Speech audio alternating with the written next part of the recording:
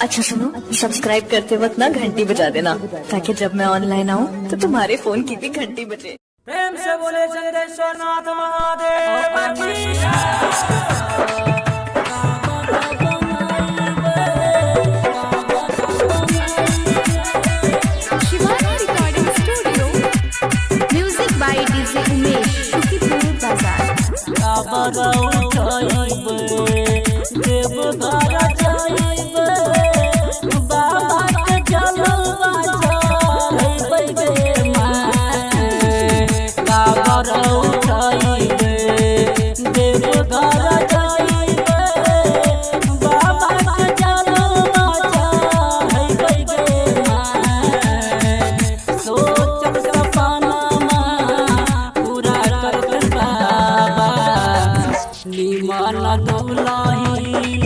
मिलते गे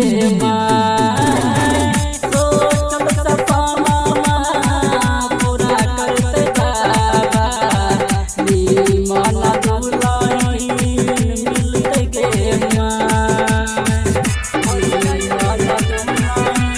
music by DJ Umesh अपने हाथ से काबर बनाइबे देव घर जाई के बाबा के मनाइबे अपने हाथ से काबर सजाइबे देव घर जाई के बाबा के मनाइबे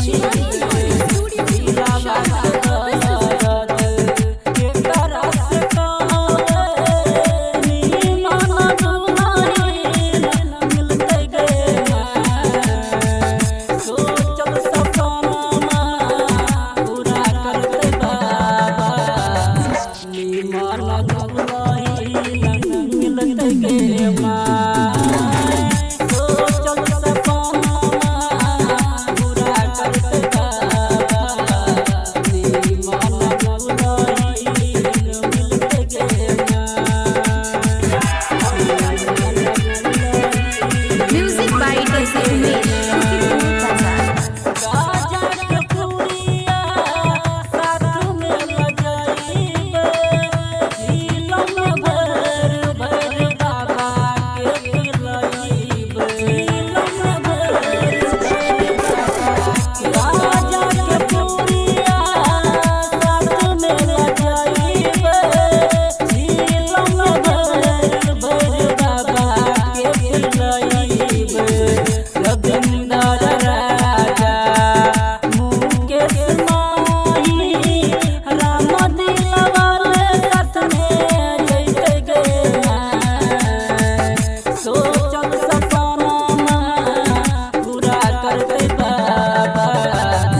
नीमन दुलाही मिलते गे